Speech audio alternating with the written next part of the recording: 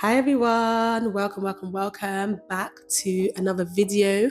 Welcome back to the channel. I hope you are all doing well and I hope that you're also enjoying your day so far. If you're new to the channel, then you are welcome. This is a journey of faith with myself, Funmi, and on this channel, I come on here and I share content around my journey of faith.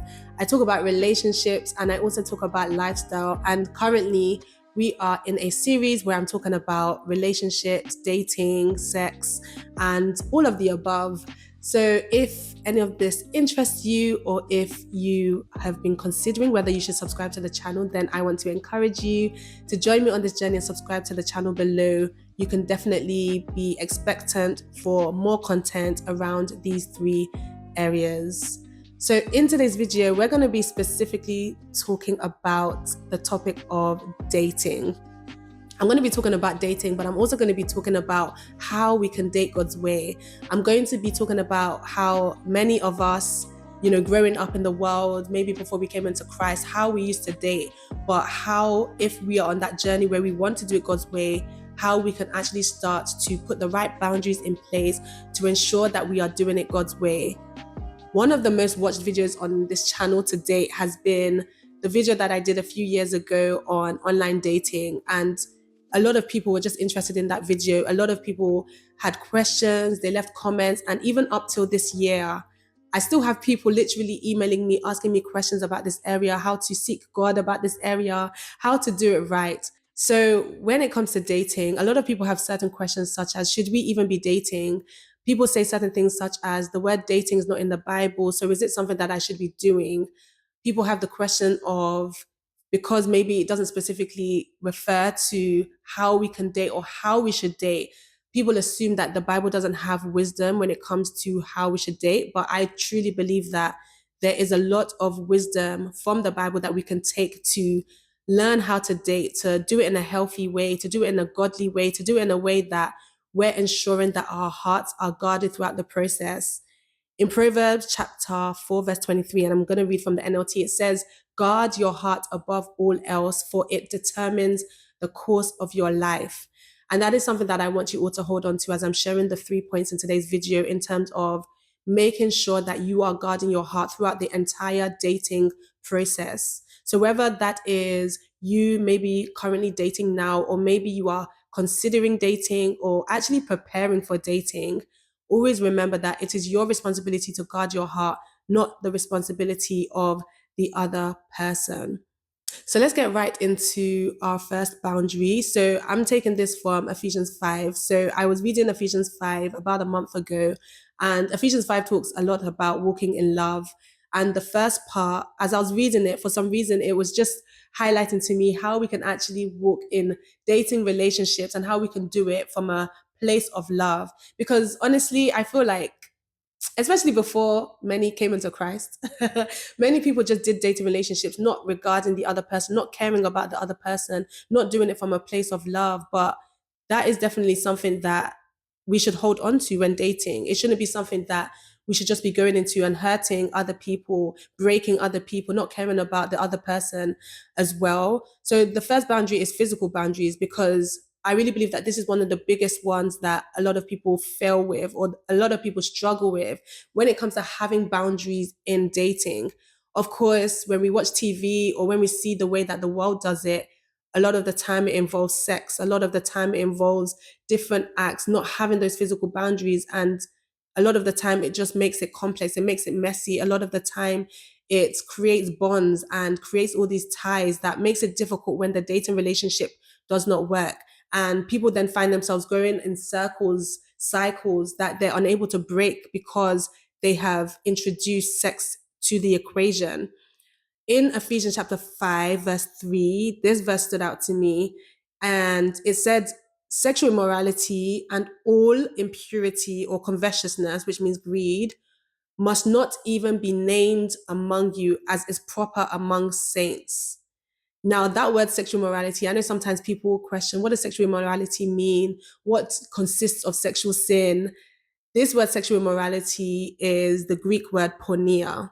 And I'm sure that we all have heard of the word porn before. So we're very familiar with what that word means or what it insinuates. Sexual immorality basically covers any form of sexual sin, which can include pornography, masturbation, fornication, which is sex outside of marriage, adultery, which is having sex with somebody that is not your husband or wife when you are married. These all cover sexual immorality. And I feel like when I was growing up and when I used to date, for me, it was always a thing of how can I basically make sure that I'm not crossing the line. So it was almost like, how far can I go without crossing the line of sex? But not realizing that even other things that we do that is maybe not going the full way could still fall under sexual immorality. And obviously, now that I've been learning more about purity, I'm realizing that it's not about how far you can go before crossing the line, but how far away from that line you can be. That is the first thing that I wanted to share today, because I think that a lot of people struggle with that when it comes to dating. They are used to having sex with the person that they're dating. They're used to blurring the lines, crossing the boundaries. But if we're going to do it God's way, then it can't include sex. If we're going to do it God's way, then we need to have the right boundaries in place to ensure that we are not crossing the line. And there's something that my pastor's wife always says, which I always laugh when she says it, but it's so true. And she always talks about this lady that she was having a conversation with, and the lady was saying she's a virgin. She was so excited and proud about the fact that she was a virgin. And when she started to tell my pastor's wife all of the different things that she had done, my pastor's wife was just like, you might as well have just gone the full way at this point, because you've said that you've done this and that and this and that. Yes, you might not have gone the full way, but you're still not living a life of purity. And that's something as well that we need to hold on to when it comes to our dating relationships. So, what are the boundaries that we can put in place when it comes to this area specifically? So, making sure that we are being mindful of how and where, when we're spending time alone with this person. This could look like being mindful and putting boundaries in terms of how much time we're spending with this person alone, making sure that maybe it's in public places, not spending time alone with this person in the house, not spending time alone with this person in the car, at secluded places when it is late. This is something as well that for those who drive, you know what I'm talking about. But that's another boundary. And then even being mindful of going on holiday with this person that we are dating or in a relationship with. And I know that this is a sticky one because a lot of people have different views about this, but maybe a video for another day, okay?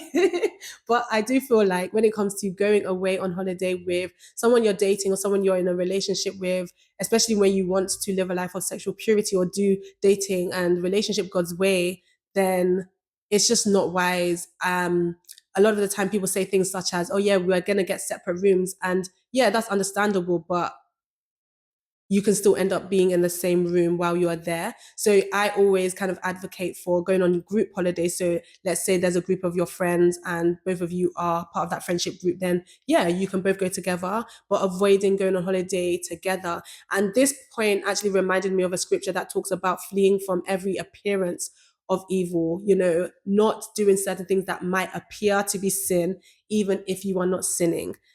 So that is the first one in terms of physical boundaries, ensuring that you have the right boundaries, you know your boundaries, and that you're communicating these boundaries when you come into this dating relationship.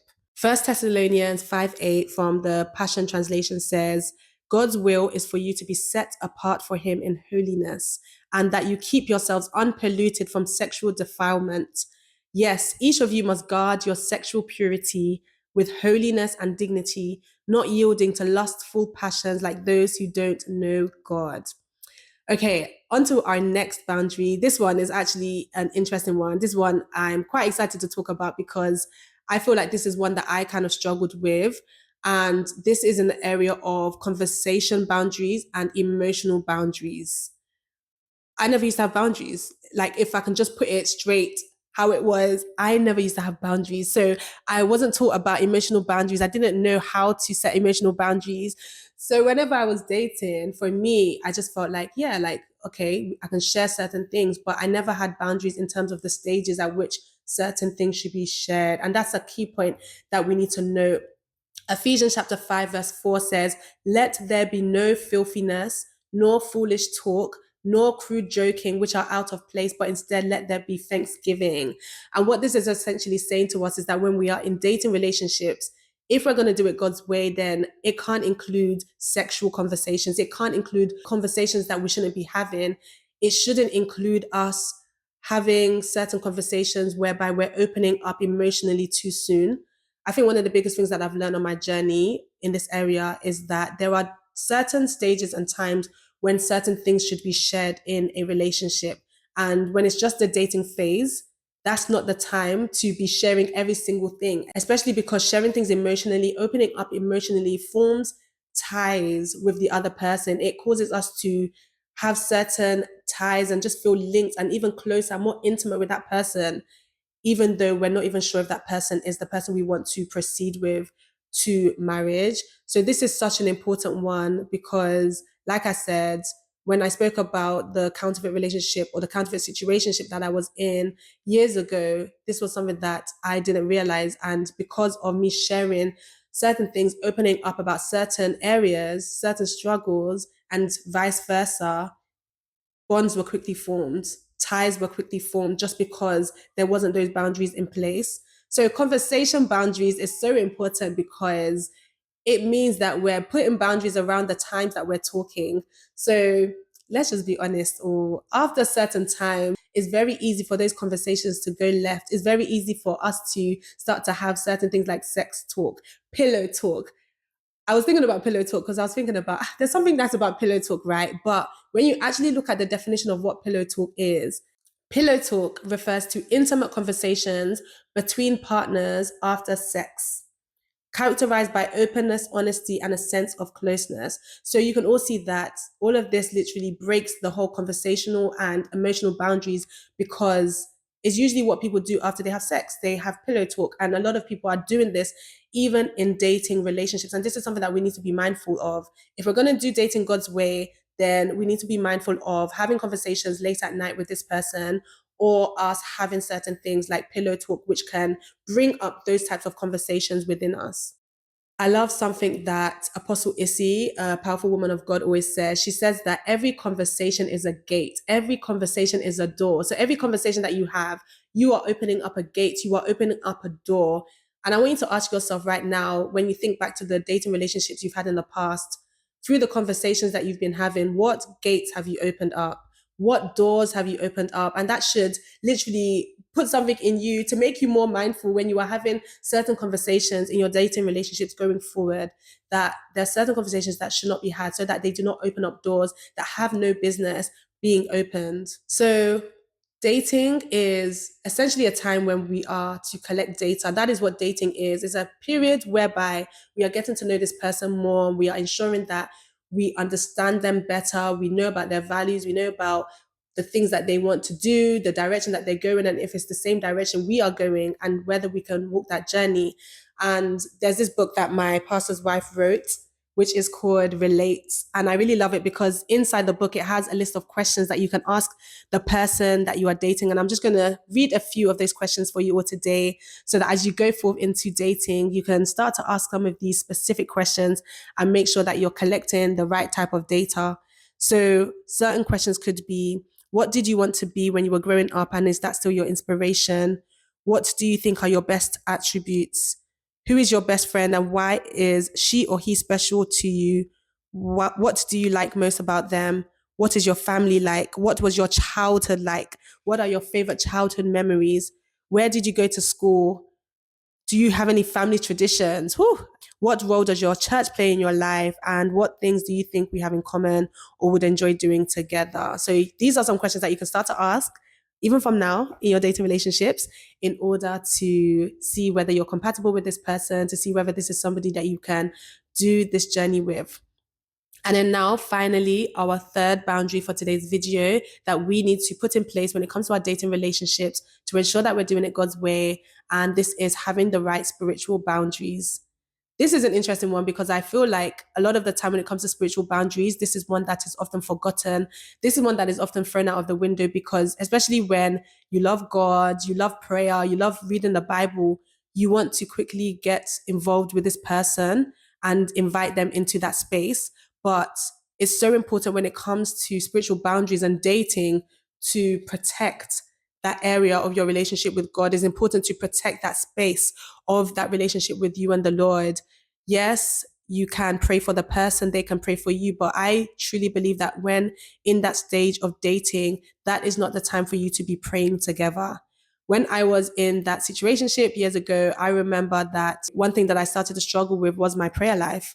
I didn't realize that my prayer life was under attack at the time, and something that I was able to easily do before, once I started this dating situation with this person, it then became a struggle. He was also struggling with the same thing. And instead of me to try to go back to God and fix that area, to build that area up again, we decided to start praying together, which was obviously not the right decision. And again, even through praying together, there are certain bonds that are formed, there are certain connections, links, ties that can be formed in that place, in that space. There's intimacy that starts to form and grow when we start to pray. So that's a key boundary that we need to hold in place. When it comes to dating, we have no business praying with this person in intimate levels at this stage. Another one as well is obviously not being unequally yoked with unbelievers. I'm sure we are all familiar with the scripture, which I'm going to read out really quickly. 2 Corinthians 6:14, which says, "Do not be unequally yoked with unbelievers. For what partnership has righteousness with lawlessness, or what fellowship has light with darkness?" So obviously being equally yoked is important when you are dating. These are some of the questions that you should ask. And it's not just about asking someone, are you a Christian? It goes beyond that. Equal yoking is beyond just both of you even being believers. Sometimes it could be even the belief systems that you have based upon your upbringing and the denomination that you are in. So these are some of the questions that you can ask during that dating relationship to ensure that you are equally yoked and to ensure that you have the right spiritual boundaries in place. So that's it from today's 3 points. And I'm just going to leave you all with a very important point that kind of wraps it all up, which is as you are dating, make sure that you have accountability. I remember years ago when I was in that situationship, I tried to have accountability. I tried to have one of my sister friends keep me accountable. But the truth is that we were both at a place and a stage where we were not mature enough to be able to be held accountable. I wasn't able to be held accountable the way I should, and she wasn't able to hold me accountable. So when you are going forth with dating, when you feel like it's the time, when you are preparing for dating, ensure that you have somebody that keeps you accountable to ensure that you do not cross those physical boundaries, emotional boundaries, conversational boundaries, and those spiritual boundaries. I hope this video has blessed you and given you some wisdom to be able to apply as you go forth in your dating relationships. I'm rooting for you. I'm excited for you. Always remember, do it God's way. It's the best way, and you will definitely reap the benefits when you do it this way. If any of this video related to you or you could relate to any of the things that I mentioned, please do put your comment in the comment section below. Make sure you like if you enjoyed this video and make sure you share with somebody else that it will bless. I look forward to seeing you all in my next video. Until then, and as always, peace out and God bless.